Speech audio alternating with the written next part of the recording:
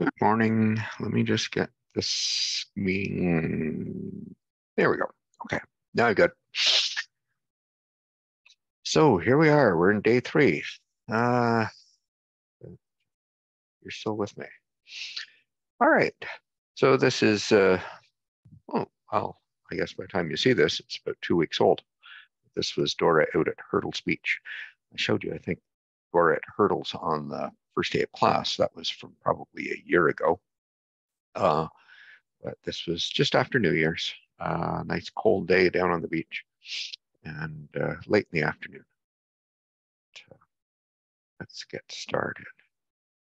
Where am I here? There we go. So you should have completed 2 quizzes on Saturday, and that some of you may not have been aware it was there. If you joined late or you joined Top Hat late, that because you're only seeing this through Top Hat, for all kinds of reasons, you may have missed it. If you missed the quiz, I'm leaving it up to you to get after me. In the past, I used to go and nag everybody that missed things.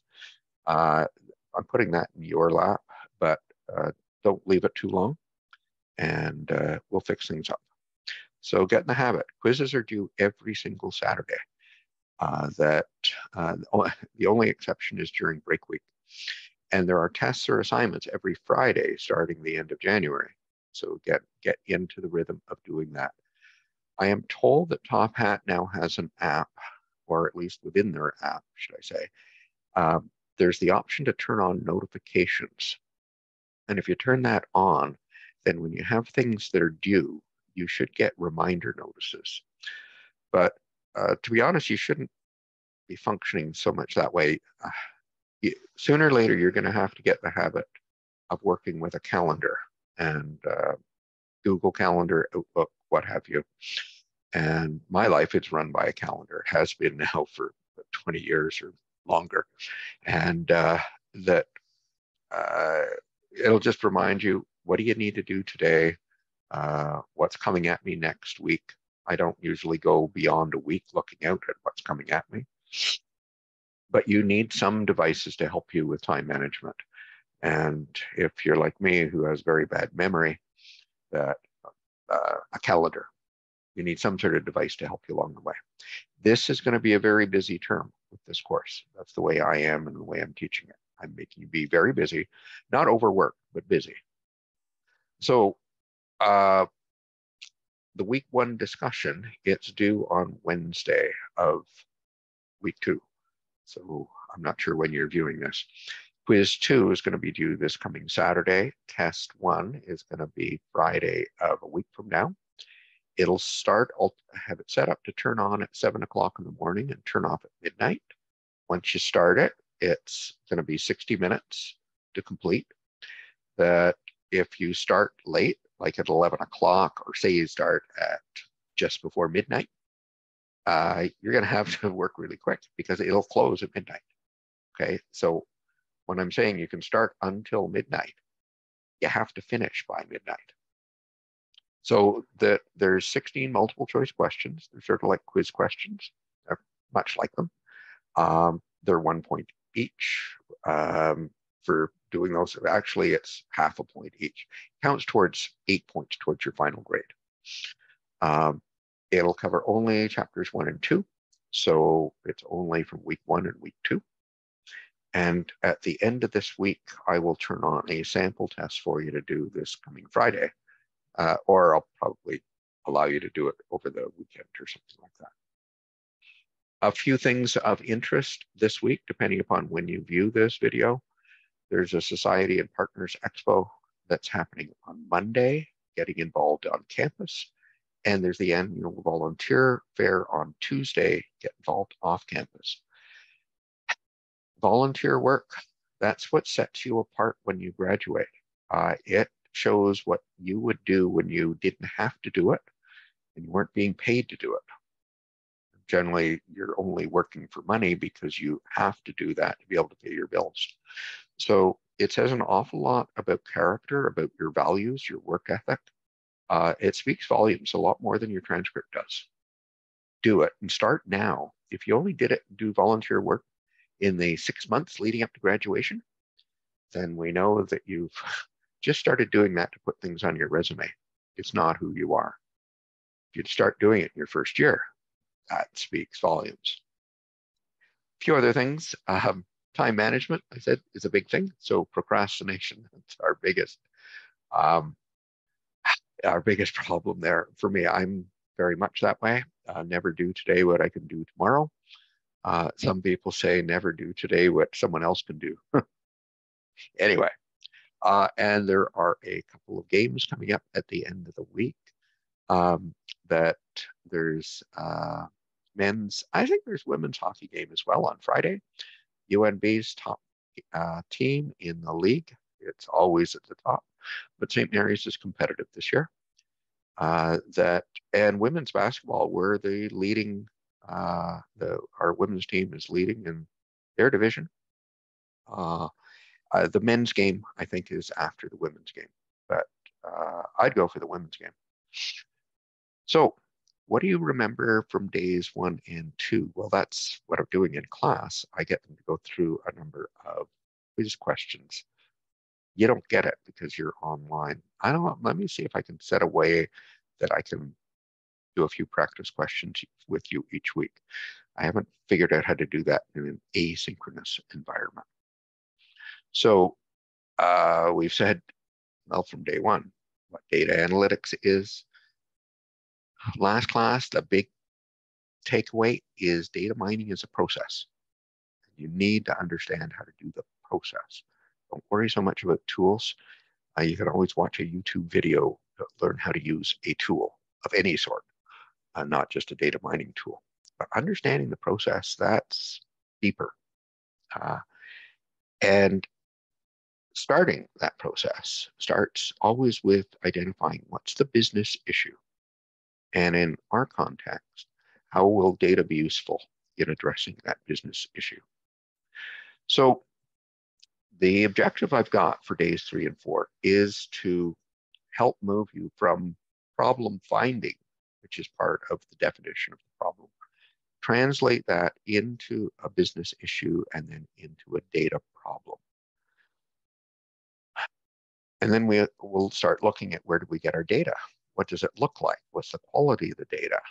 A lot of that stuff we'll run through today, and we'll see more of it on day 4, where we start using Excel to explore a data set. So that I think at the end of last class, I can't remember, I suggested you might want to take a look at a blog. You may or may not have looked at it, and maybe it's not of interest to you. It was written by a data scientist whose name is Hillary, and she hates her name and views it as a poison name because people automatically associate her with Hillary Clinton. If you don't follow American politics, Hillary Clinton has been a fairly significant personality in American politics for quite a long while. She is the wife of Bill Clinton, who was president of the US for 2 terms, and she ran against Donald Trump when he first ran for election of president of the US. And people hate her. So, but it's trying to figure out, how do you define most poison? And often we look at different issues and we have, this is the best, or this is the worst, or they're measurement issues. How do you define it? And then when you're saying most, is it it has the lowest popularity? It's the biggest decrease, biggest absolute decrease, relative decrease? Are you talking about first names or middle names? Do you care about the spelling of the name? Because this is going to matter as you start collecting the data. What about fad names? There's some names that get, just because of a celebrity, a movie, a singer, their name is popular for a year or 2 and then they disappear once again.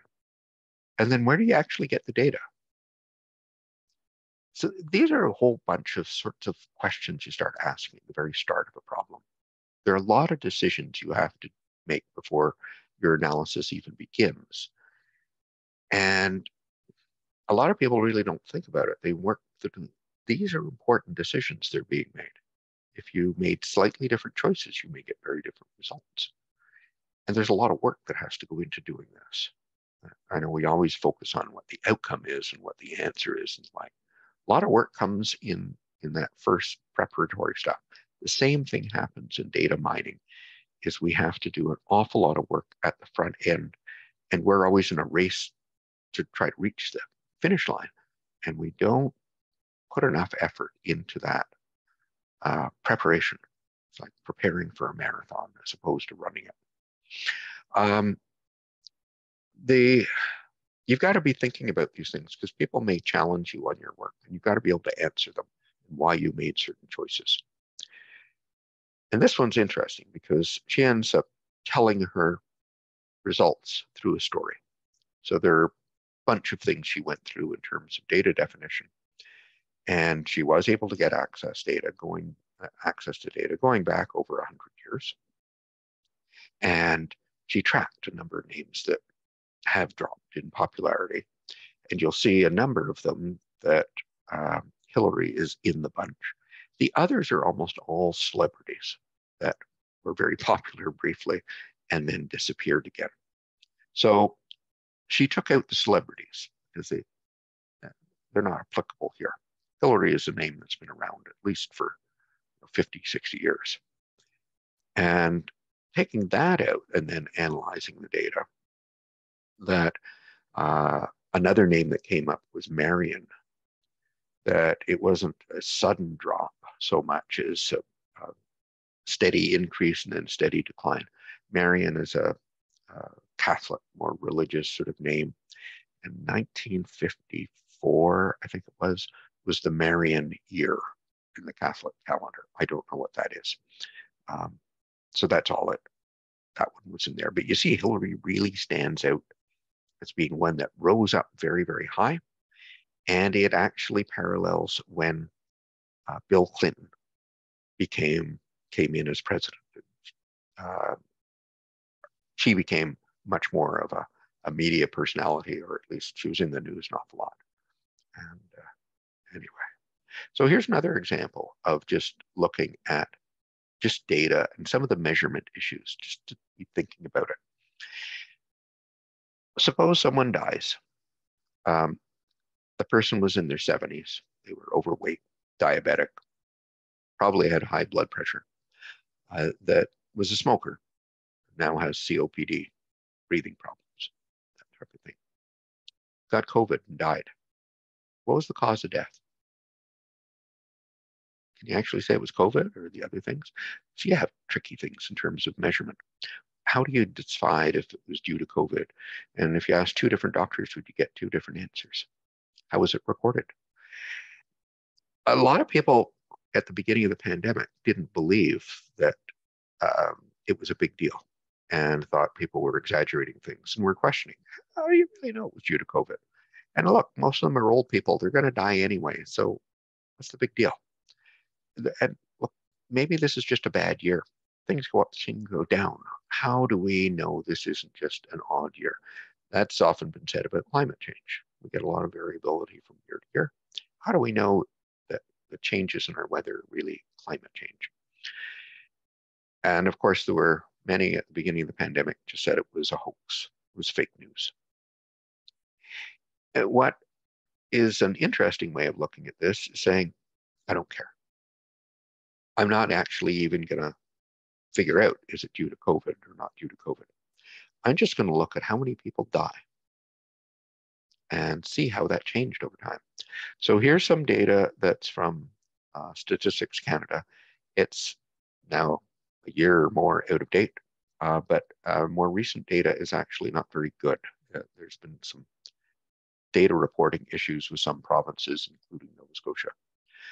So here's 6 years of data showing how many people died per week over 52 weeks. So from January through to December each year.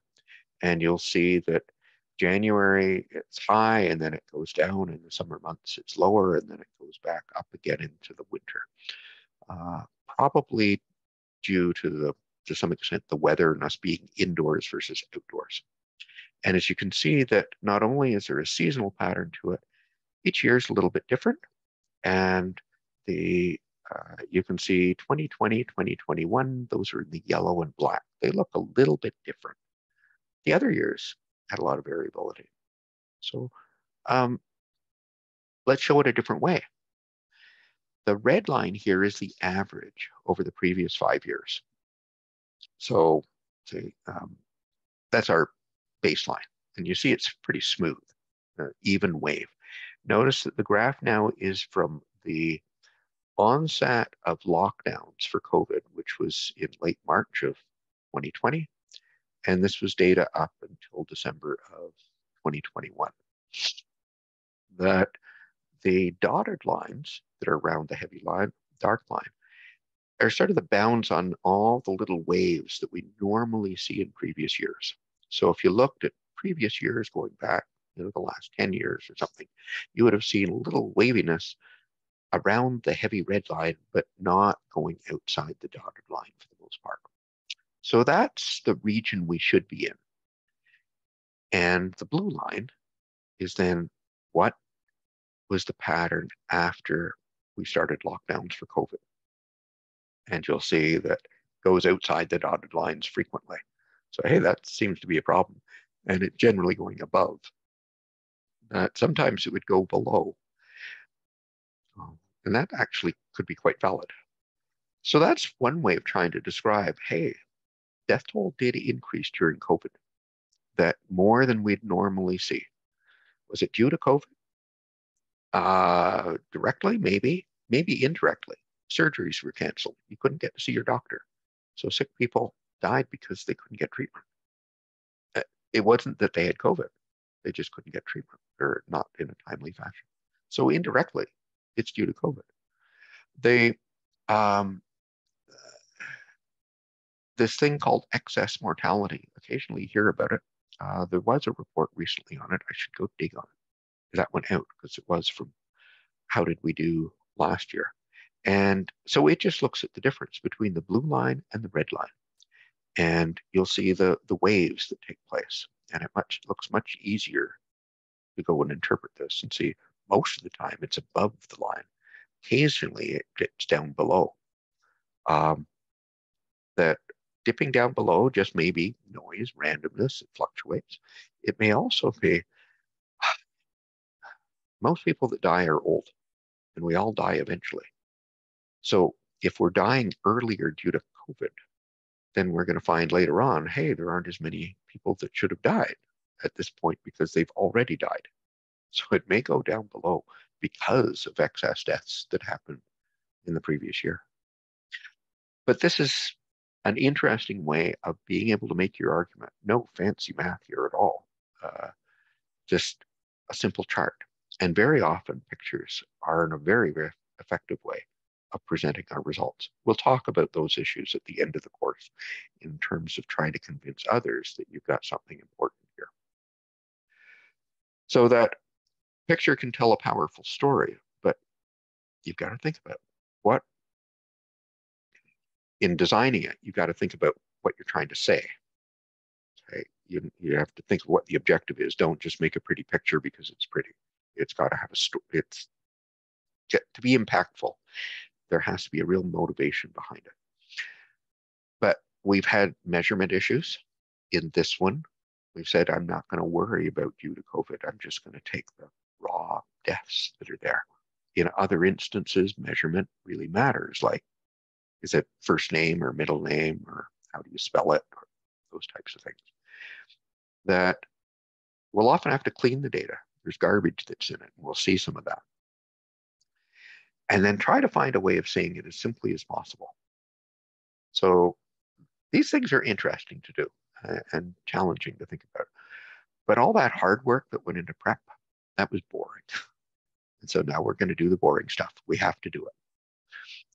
So let's start at the beginning of our CRISP thing. So before I even jump into data, let's make sure we've got why are we looking at the data? What business understanding? And it's really hard in many instances, to be able to articulate an issue or a problem, to say, what is it that's really important to you and how do we study it? So once again, this year, I've been hearing things from students more about rents this year, about the high cost of living. But with high cost of food and inflation, they're going to be worried. They'll be arguing to the university about setting tuition fees for next year, and it's just too expensive. And that this has a really big impact on students, that at least some students. So how do they convince people about this? And it's just, yeah, everything's expensive, big deal. Okay, that how do you make your case? And so let's get to that. So maybe you got to rephrase it. You're making a pitch to the president, say, about the increasing cost of university education, high rents, limited student income are affecting students' academic and personal success and their health. So you're not just saying it's expensive, but you're talking about the impact, and it's impacting. So it's what's the environment, but connecting to outcome is often really important. So I'm connecting it to not just, students having to work long hours. That's still, yeah, so what? But things when we're talking about success and health, that those are important outcomes we should look at. By making this type of statement, I am putting some fences, some boundaries around the problem, because there are other types of issues you may want to start bringing up as well. But I'm trying to restrict it specifically to the cost and that limited student income. So, if you had more financial support, then that could offset costs. So let's look at both of those, and then at the outcome, how is it affecting what's going on? Some people often, when they see these types of statements, say, hey, before you're posing a question and you're already saying you've got some of the answers. It's not fair. You've said that the cost is increasing. Do you have evidence on that? And you're saying student income is limited. Do you have evidence on that type of thing? So we get that, but your data should be supporting these things as well. So structure around, but we need to drill down to very specific questions. Things that speak very, very directly, clearly to that problem that you've defined. Don't try to bring in things that aren't directly related to that. And they have to be ones that we can answer maybe with some data. So some of them may be descriptive. What are the sources of student income, financial resources? How does income vary among student populations? Maybe some students have little or no income or source of funding for their school, and others have lots of sources, so they're different. Canadian students can get access to student loans. International students generally don't. Their loans would be coming from family, different types of loans. That maybe you want to look at who's working well at school and how much they're working. Probably is an indicator of financial need. So if you didn't really know sources, you have parents that can contribute money and that type of thing, that you may come from a high income family, but your parents won't contribute to your education. So working might be an indicator of need. So that working, how does it affect mental health? Can we get mental health outcomes and find patterns between working and that? How do we do that? Who is stressed? Well, mental health, maybe it's measuring things to do with stress, and maybe stress specifically about financial matters. Can we ask questions on that issue? How is working and stress affecting your grades? So if we've no data on a student to do with their working activity or their stress level, and we've got grade data, we see patterns in that. It actually is harder than you might think. We need to get a whole bunch of very specific questions, and then we have to address measurement issues within those before we can go and move forward and doing the analysis. So there's a lot of time spent initially on setting up the questions, defining your problem very precisely. Then you're going to get into data understanding, which is, okay, how am I going to get the data to be able to answer those questions? So with this one, I can get data out of Banner, get grade data, I can get citizenship data, I can get where you live, or at least where you applied from when you applied to St. Mary's. I can get more general data from Statistics Canada, that other sources that might give me an idea of differences maybe in costs in different locations or among different populations about levels of income, that type of thing. But it's at a high level, it's not at a granular individual level. We did a core survey. I've asked you a bunch of things, and there are a variety of surveys you may have been asked to participate in. Maybe we can use that data in our analysis as well. Actually, with respect to these questions, we actually have very little data, good data, because we don't collect it. Anyway, some of the jargon that we're going to use. So I want to talk about students. Am I talking about St. Mary's students? Okay, then I'd be looking at my population would be all students at St. Mary's, maybe. Oh, it's all undergraduate students at St. Mary's, maybe. Or it's all undergraduate Nova Scotian students at St. Mary's. Make sure you've defined who that population is you're going to talk about. So that's who you're going to generalize about in your study. Your sample are the ones that you actually have data on. So if I wanted to talk about all St. Mary's students, your class survey wouldn't work very well because you're mostly first year and mostly business students. So are those representative of all students? And you're mostly students that came directly from high school. And there's a lot more of a mix of different sorts of student populations. So make sure you understand the difference between who you would like to talk about and who you've actually got data from. If I was taking data out of Banner, I could take out data that would represent all of St. Mary's, at least this year's students or last year's. That I used to be asked to do studies on to do with marketing and student recruitment that were about potential students. And I said, well, the only data I've got are ones that have come to St. Mary's before. So very often the company's database only has data about their customers. Target had data about Target customers.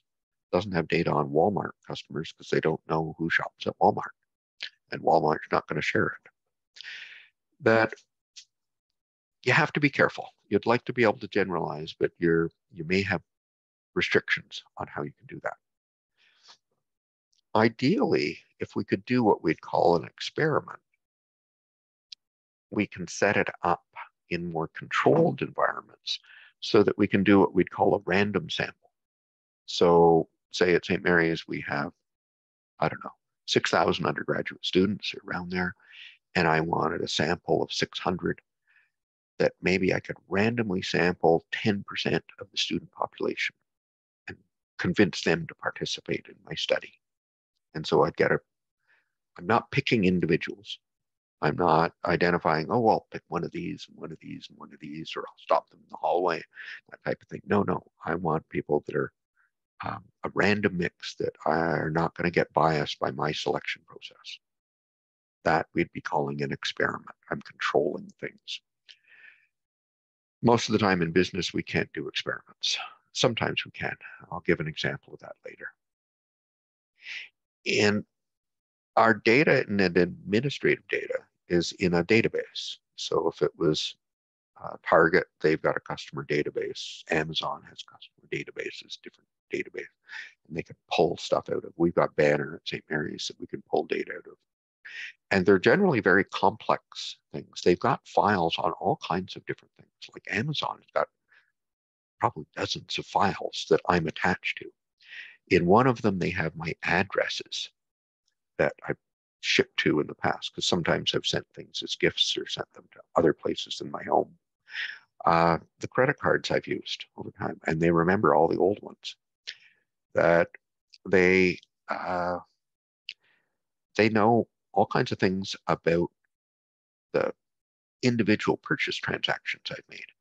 That there's other data on stuff that I've just gone on and viewed. Like they've looked at how long I viewed, what products I looked at. Did I go back and forth? There are different ways they can look at that type of data and analyze it. It's quite rich. I'm not sure how they'd use it, but there's a lot there. So when I'm trying to get data back in my old job, when I'd ask my team to get me some data on students for some purpose, I'd get after them to pull it out a banner, pull it out of the database, because my skills were not very good and I often made mistakes, and they did a better job than I did. We say that they extract the data from the database, and it has to come out of different files. If I wanted to pull data about you on where you're from, that came from one location. If I wanted your grades, it came from another location. If you were on a student loan, that came from another location. And they pull it all together, and I'd like them to put it generally into what I'd call a flat file. That it's like a spreadsheet. It's got columns. Each column is like a variable, and each row is an individual student, is an observation. And it makes it easier to analyze. We're only going to look at flat files. Looking at more complex files, it's hard work that you need to know what you're doing. So normally we take it from that complex database, that relational database, and make it into a simple file so we can analyze that. And along the way, I probably are transforming the data. So Amazon would be looking at how often do I visit their site, on average, how much do I buy, how many items do I purchase at a time, where I live, those types of things, and bring it all together. So I've taken raw data, and some of it they've transformed, finding averages. Others, they have made a decision to pick the most recent address or something like that. So they have made selections along the way.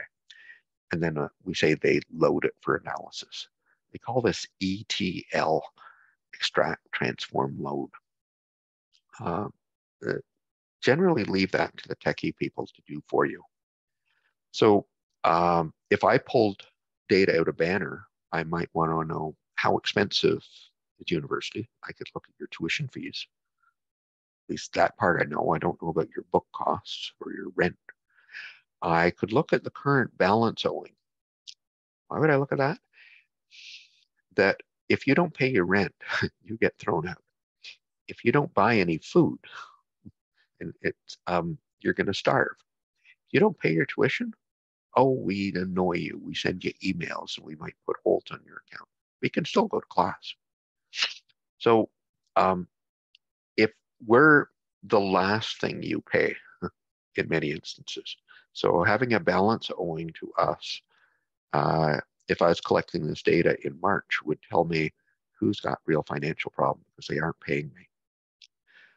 I can find out if you've got a student loan, if you're a Canadian student, and how much.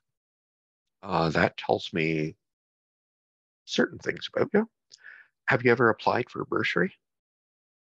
Um, what's your grade point average? So that's finances. Maybe I'm looking at performance. Do I want your average since you started or just in the last term? Do I want to know where you're from at the high level?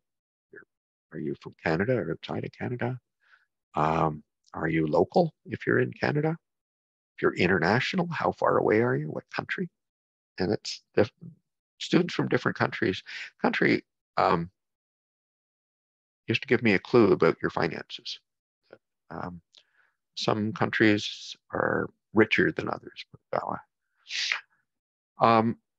But I don't know anything about what you do outside of school, how you feel about stuff. There are a whole bunch of gaps in my data. And it's not, I have nothing about your mental health. So very often the data we've got is incomplete, doesn't have everything. So I might have to go to multiple sources. One of those, if I'm trying to get the data that's missing, would be to do a survey of some sort, like I've done in your class. So now I'm getting different data. What I can't do in your case is I don't have access to Banner except being able to view you individually. I can't extract stuff in that fashion anymore. I could in my old job, but I can't now. I don't have permissions rights. So some of it data we end up scraping if it's online, and that's what I might do in your case if I had all the time. That and so with the survey, that may fill in some of the gaps. That if you haven't done the survey yet, then you're going to have to go out and do one and then try to deal with the data collection issues associated with that. And then I try to merge those two together. I'd combine data from Banner, the data from the survey. So what happens when you try doing that? When you got multiple sources? Well, the survey you've done is anonymous. I don't know who answers.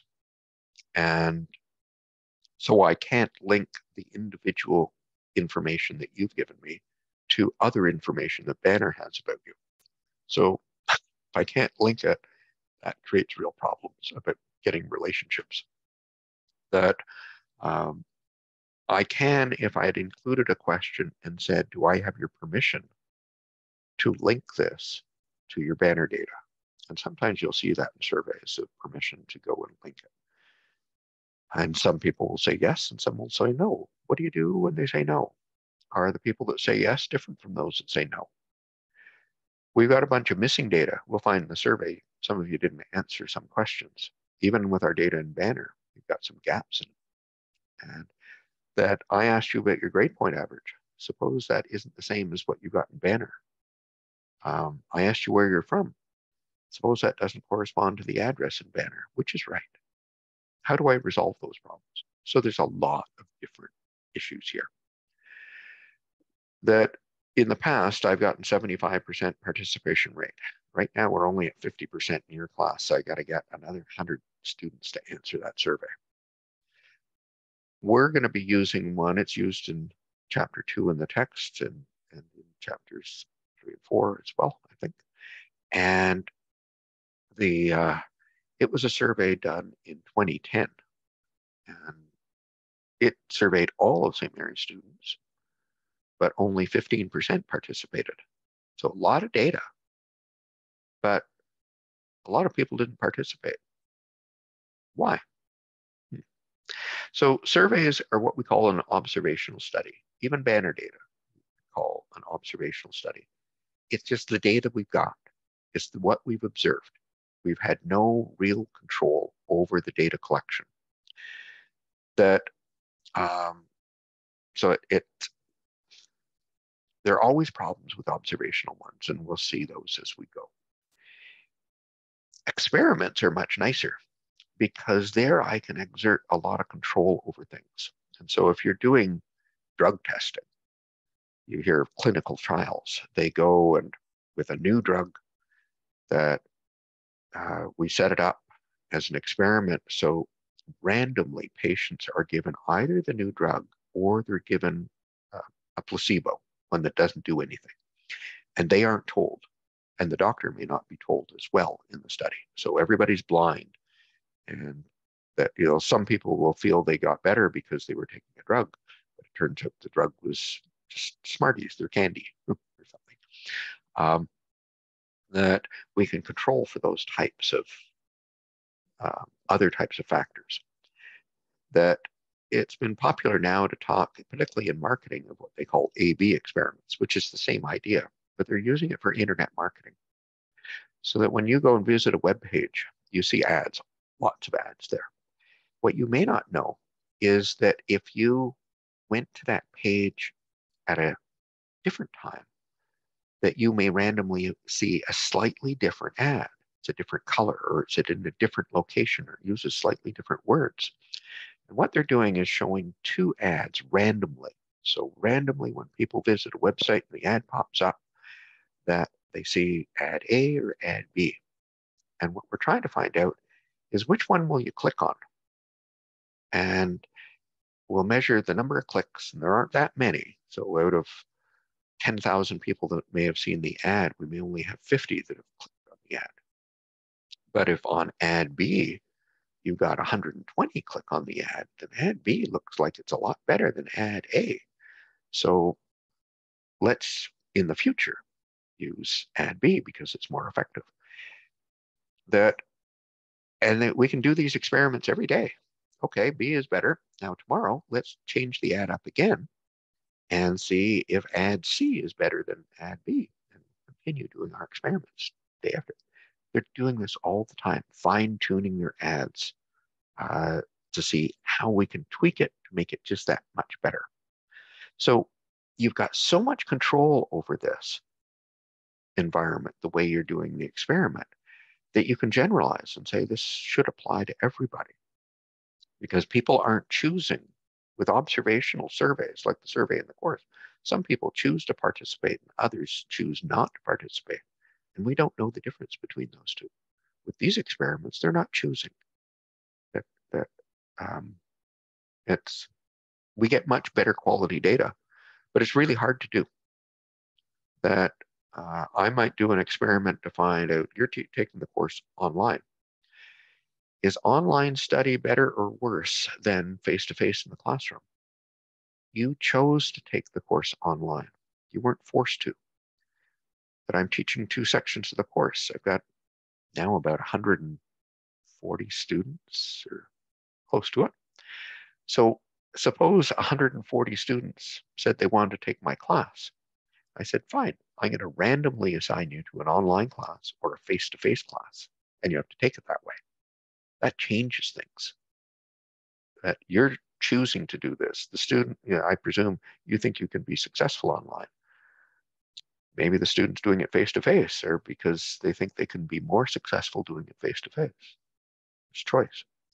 So that affects the results. In an experiment, we control for those types of things. So what are things about data quality? Well, like on your survey, I asked you to, how much did you earn last summer? And we're going to be looking at the 2010 survey in class. And they were also asked how much they earned last summer. I don't know. Did you have trouble answering that question? Do you actually remember how much you earned last summer? Most students will just round it off. Oh, I don't know. It's around $3,000, maybe around $5,000, maybe around $1,000. You probably don't know exactly. In the 2010 survey, that's what we got. Nice round numbers like that. But like one student gave me 2,476. Come on, really? They know that right down to that level? How can they be so be so precise as that? One student reported 55,000. Maybe that was 5,500 and they put in an extra zero. I don't know. That with your survey, I put a limit on how big you could give me. I think I put a limit at 30,000. 2 years ago, a student said, hey, if I couldn't put in what I earned because I earned more than 30 last summer. He works as a lobster fisherman half the year and earns his annual income that way, that goes to school the other half of the year. So there may be reasons for a crazy number like 55. So there are a lot of things that are there, data entry errors. Some of them just don't know how to answer it, or they misunderstand the question. Some you wonder, did they give you their weekly income? They were reporting $100, but I don't know that. And some aren't honest. They just give crazy numbers. How do we tell? And even surveys got a lot of that. Even in administrative data, we've got tons of problems in Banner that come with students making mistakes on their application when they signed up, all kinds of little things that are hard to spot. So we should be thinking about, is the data really what we think it is? Is our data definition clear? That Years ago, we had problems in the university reporting how many international students we had because they were combining students that were here on a visa with permanent residents. Permanent residents are Canadians. They're not foreign students. They may have been born in another country, but they're Canadians now. So do we call them international students? How do you define it? Is it coded consistently? One of the problems we had in the admissions office was we had some of our clerks coding certain information incorrectly. They were inconsistent. One did it one way, one did it another. Bad training, our mistake. There are coding errors, just honest errors. It was just accidental. But how do you spot them? Often there's missing data. You've got to decide, is it important? What do you do with it? Do you guess to fill it in? Sometimes we get duplicates. That I had trouble extracting data from our Banner database. I did have trouble one year when I set the survey up because it allowed students to go back in a second time and fill out the survey twice. So it had students that started it and then didn't finish. And then they went back to try to finish it and found they were back at question 1 again. So they did it all over again. I ended up with 2 records for at least some of the questions. And some of the answers are crazy. If you've done a statistics course, they probably drilled into the importance of measurement scales. It is and it isn't important. Quality is a bigger issue that we've got. We tend to organize our data into 4 scales that you can actually split it into 2. There's data that's categorical and data that's numbers. So do you fit into different categories? And even the categories I can fine tune a bit better. Are they just names? Like, what's your name? Or what program are you taking? Or what school do you go to? What city do you live in? What's your gender? Those are simple names that are attached to categories. But others are, we can put them in a sequence. So we can have best to worst. We can have very satisfied to very dissatisfied. We can have your grades from an F up to an A plus so that there's an order. And those grades, I know there's numbers attached, but they're really talking about you're between no, you don't know this stuff at all to you've got an excellent and outstanding understanding of it. With numbers, some people like to differentiate between them. That there's interval numbers versus ratio ones. What's the difference? The difference really is ratios. We can take ratios. We can look at relative things.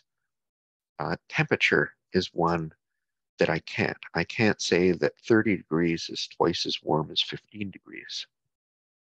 Are you, it isn't a scale we can do ratios on easily. Whereas I can say that $10 is twice as big as $5. So it's sort of that multiplication and division type operation. Can we do that to it? Most of the time we treat all numbers the same. You do have some, though, that get confusing. That your grades are words going from excellent down to failure. And we assign letters to that. But then we go a step further and we assign numbers to it. And give you a 4.3 for an A plus and a 0 for an F, everything in between. And we average it. And you get a grade point average. So we've taken words, given them numbers so that we can average them. So your grade point average is 2.87. What is that? How do you interpret it? It's tricky. We rate things. I was just on Home Depot's website looking for a new dryer. Ours just broke. And I looked at the product ratings. And people have given different products, anywhere from 1 star to 5 star. And they'll tell me what the average rating is. Okay, but is a 4 star twice as big as a 2 star? Or what? How can we really do this type of thing? There are debates about this. A lot of the data that we've got today is text, image, sound data that the um, I think, I don't know if I mentioned to this class, there's a lot of controversy about a new artificial intelligence system called Chat GPT. And an example of, well, not using it, but a similar type of technology where that they tried to use artificial intelligence to simulate a conversation between two philosophers on an issue. They used a whole bunch of writings by the two philosophers, interviews with them, speeches they'd made, those types of things. So they had sound data. They took it to imitate the voices of the two philosophers, and the text data to simulate the types of words they used and the sequence and the way they put those words together. Very, very complicated type of thing. When doing it, although those are very different types of data than simple numbers and categories and that type of thing, they basically would take the data and they translate it into a numerical fashion. So with text data, they'd take all those individual words and they'd count how often certain words happen. And they'd look at pairs of words and how often certain pairs occur. And they analyze those types of things and sequences of words. So they extract patterns out of the words in a numeric fashion, analyze the numbers, and then flip it back again into creating text again. It's very complicated stuff.